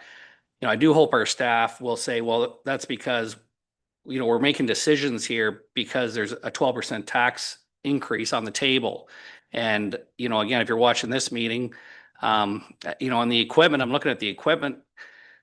I certainly don't have an answer on it, but it would be nice if there's something that, you know, could be delayed until like January of 2027 to help that 552 transfer, but I don't really see anything. The only thing I was gonna comment on the sidewalk machine, considering we survived last year. You know, is that something that could move to an early purchase? Like, I mean, you know, be ready for it to be arrived January 2nd. I guess that's input that I've got. I know, you know, to try to help soften that. So, I guess that's my comment on the equipment. Again, our growth hasn't obviously, been there, enough because we shouldn't, you know, with proper growth, we like to say, you know, shouldn't come with a 12%. I don't feel a 12% tax increase, or how are we managing it? Or, you know, how is our team managing this, you know, to that point, I guess is a question then. But I think we got to spend within our growth is my basically comment. Thank you. I had the same comment actually about the sidewalk machine down here. I did, it's high, and I said to the CAO. I did, no, I wondered about, is that one that could be, yeah, and you contemplate it and prepare for it for the 27 budget, essentially. Councillor Hodgins. Thank you, Madam Mayor, through you. Yeah, I'd share a lot of concerns. I think Deputy Mayor just commented on, I think, looking at yesterday's budget meeting and the report along with that, and a 12% tax increase. That's obviously, you know, it's a number I feel is way too high right now, and we got to find a way to get that down, certainly. So looking at these capital projects and just looking at sort of the reserve summary that sort of lays out last year and this year, and you know, the transfers in that comes from taxation and other revenues to pay for it. I hope that we can find some cost savings here. And then also, again, referring to this reserve summary, seeing our reserves go from, you know, at the end of 2024 to 5.4 million, and then end of 2025, 5.2, and then projected to drop to 4.6. It seems like you know, a significant decrease in those reserves over a year. So I think if we can find a way to level that off a little bit more as well, just to preserve our reserves. But yeah, so just kind of echoing some comments there from Deputy Mayor, and I feel that we have to do some have a hard look at this and see, what do we have to do and what could we set aside, because this all has a pretty big impact on the tax levy. So I think we got to think about what a reasonable number is, and I think 12 is a bit too high in my opinion. So I'll just leave my comments at that. Okay, thank you for that. Certainly, I think, and I don't know if Councillor Westman will back me up on this, certainly going through this exercise puts a lot of perspective into the decisions that we have to make at the operating level. It's interesting because obviously look through the operating budget and online, this budget, but having the two discussions certainly kind of marry the two. And I would encourage anybody who might be watching this that hasn't watched the two budget discussions to watch them maybe after Saturday, after Game 7, but to get a better understanding of maybe why this year there's more of a thoughtful discussion at the capital level, and an understanding of how that is affecting the operating level. Catherine, we have a modernization reserve, and there's a balance of 143,000 in it.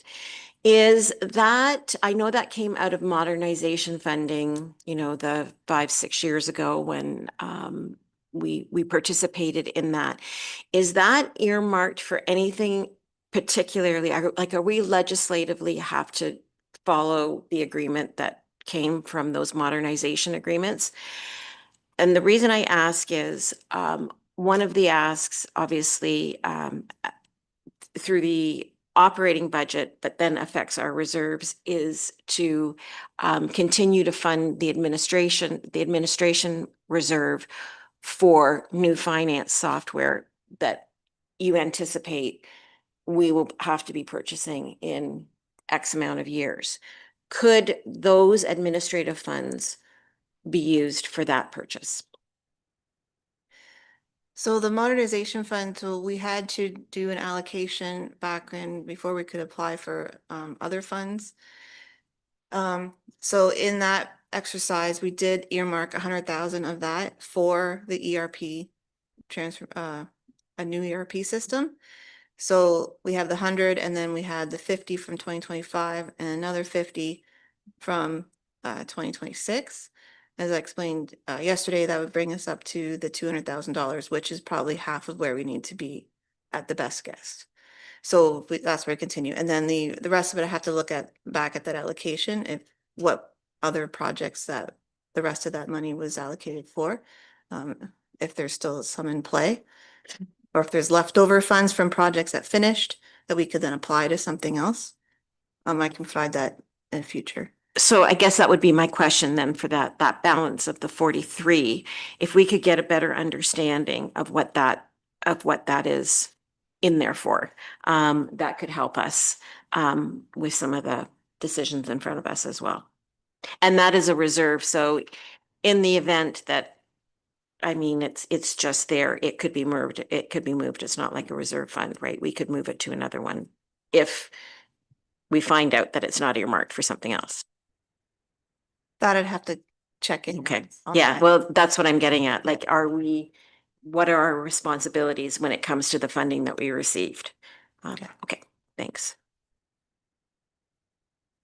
Okay, Councillor Regan, I didn't know if you had any comments to add. Just very quickly, no, I'm just, it's echoing what the deputy mayor said and what Councillor Hodgins has said and yourself about, 12% is a little bit high. Finding ways to sort of bringing that down and also maybe balancing it with, being viewed as being prepared for some of the big projects in the future for a second pad making sure that we've got those things in place, that we've got, putting the monies away.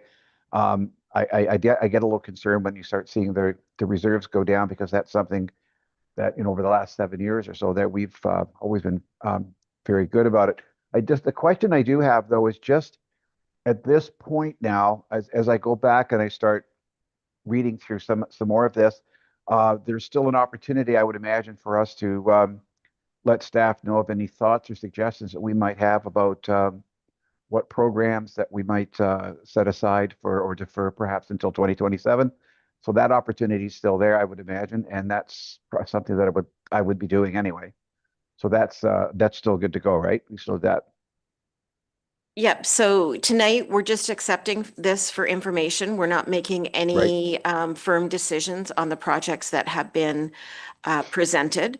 So of course, there's opportunity for you to have discussions with staff, and then there will be another report that will be brought back that they'll make based on the comments that they've heard tonight. Okay. And likely there'll be more formal recommendations there, but certainly should you, review and have thoughts, please have those conversations with staff and with your fellow council members. Right. No, I just wanted to say thank you to staff for and Catherine, great job on presenting all of this, and on the finance committee as well. It just it's well laid out, and it just makes it a little easier for me anyway to make some decisions. So thank you. Okay, thanks. I would also just take this opportunity to remind the council members that don't sit on the on the finance committee. I know some of you have had the opportunity to watch the 2 meetings back, or the one, and then we had one this afternoon, and you've had opportunity to go through the operating budget on your own time, line by line. And certainly if there's anything that you see that you question, please have those discussions with staff or with Alex and I. If you see things that pop out at you that maybe we haven't addressed, I will say from the operating stand, we're in the same boat. We haven't made any decisions one way or another. These are very they've been very thoughtful discussions yesterday and today. And we're looking to come back as a finance committee at the end of November. So I would also just take this opportunity to council. If you see anything, please have those conversations either with staff or with Alex or I. And I will also take this opportunity to echo what Councillor Regan said, to thank everybody for their efforts in this. These are not easy times. These are not easy discussions to be having. And it's much like the conversations you have with your family. It's a lot of wants, and we have to figure out what the actual needs are and what we're actually able to do this year. So certainly appreciate the work that has been put into everything at this point. So with that, I would ask for a mover and a seconder to accept for information, correct? Councillor Regan and Councillor Hodgins, all in favor?